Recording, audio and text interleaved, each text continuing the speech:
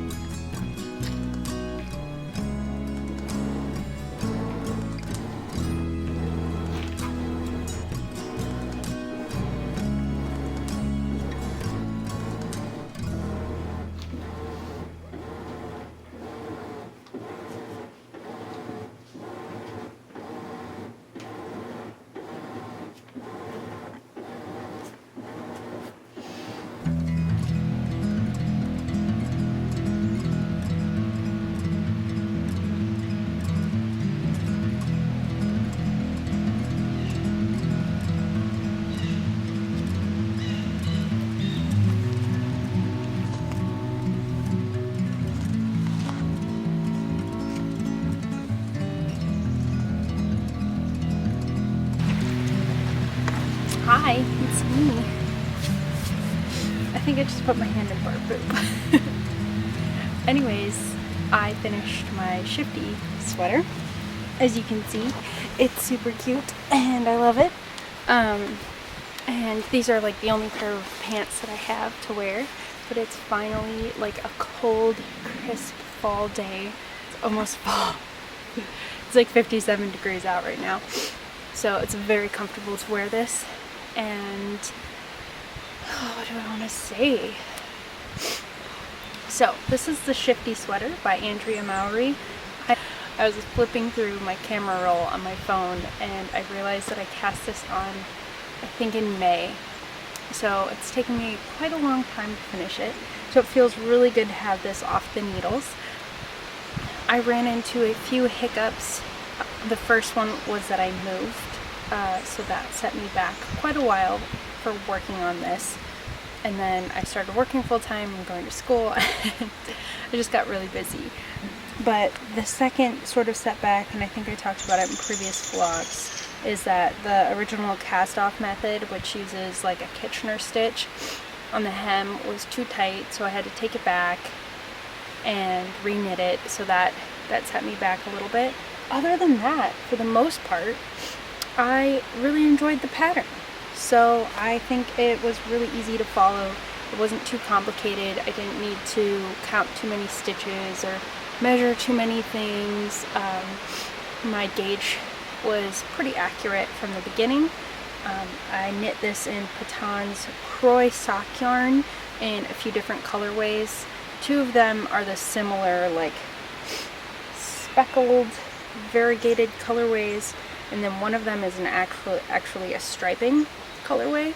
So the original pattern calls for one solid color all across like the background, and then you exchange colors across the foreground, which is the little bumps and nubs along the pattern. So I changed that up because I didn't have the same amount of colors that the pattern actually called for, so I only had 3 different colors.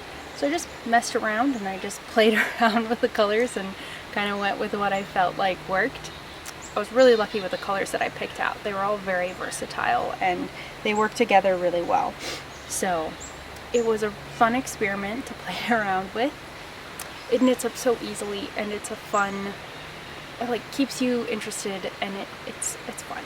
It's a fun pattern. I highly suggest. I'm kind of sad that it's done because I enjoyed working on it. Now I want to talk about fit a little bit. This neckline does have short rows to help it lay a little bit more flat and rest better, give you space for your boobies. And so that fit is pretty good. I, like I said, opted for a little bit more length, just like probably ½ inch to 1 inch more than what the pattern calls for, as well as a stretchier bottom.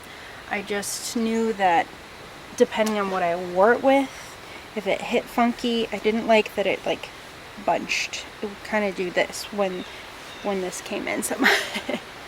My only caveat, and I find that this is usually the case with any sweaters that I knit off of an Andrea Mowry pattern, and that is her sleeves are a little bit too tight. And I always forget that I just need to go up and just knit the size up on the sleeves, or just allow a few more stitches, or even knit a bigger size, just because I can even feel there's a little bit across the back. And I think that's just because the way sweaters fit her, she has a very slim arm, and so if she's going off of her sizing and then kind of figuring out the sizing from there, then I can see why that is. Or she just likes well-fitted sleeves. That's completely out of my zone. I don't understand. But I like my sleeves to have a little bit more positive ease. So next time I do one of her patterns, I'm going to keep that in mind, because the same goes for her So Faded sweater that I knit many years ago. So my sleeves are just like a little bit like constricting.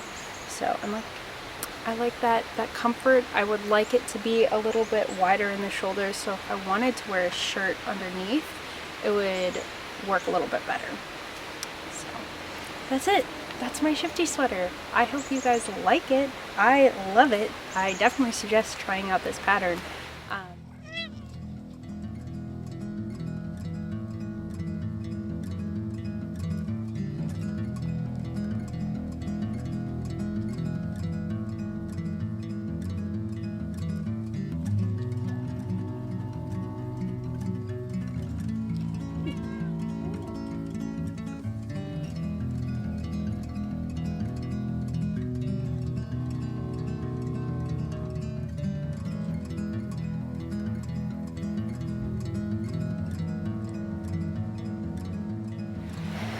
Posted on Instagram a little bit about yarn choices.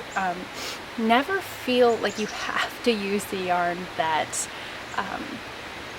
a pattern writer suggests, because that's what it is. It's a suggestion. It's what they made their garment with, and oftentimes pattern designers are gifted that yarn or are using it in collaboration with a company. And when yarn companies are so small, they don't really have the ability to price their yarn at a non-luxury price. So you have to understand that small businesses need to make money, and in order to do that, they have to outweigh their costs. So it's not somebody being greedy, it's that yarn that you're purchasing that's hand-dyed or hand-spun or handmade in any way, shape, or form has so much work behind it. And sadly, many of us, myself included, aren't always in a financial position to support those businesses on the scale of a sweater.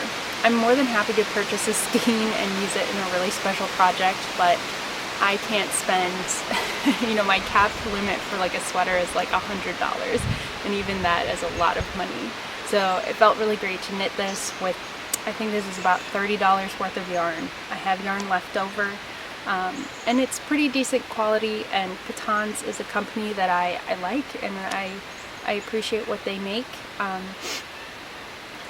And thanks to my friends for giving me a great discount at the craft store that I bought it at. So yeah, very happy with it. I hope you go forward. I'm going to place a link down below for a website that offers different ways to substitute yarn and patterns, and somebody shared it with me on Tumblr, and I really love it. So I highly suggest, if you're just kind of like, I really want to make this project but I don't know what to use, that's a great place to go and get you started on it. Other suggestions are definitely checking out Ravelry and going to the pattern page and seeing all of the projects that other people have made, because people swap out yarn all the time. Because it's also important to remember that certain yarns are not available to everyone in every country, so some people can't even purchase that, or it's sold out, so there's not even any way to purchase it. So I definitely suggest giving those a try if you want to make a project but you've been hemming and hawing over the yarn. There's always a way to make it, and you never have to be ashamed for what you try, because you never know what creative drive that's going to end up giving you. You might end up working with a base that you absolutely love, and it's going to be life-changing for you and lead you on a whole new path as far as knitting or crafting or crocheting or creating goes. So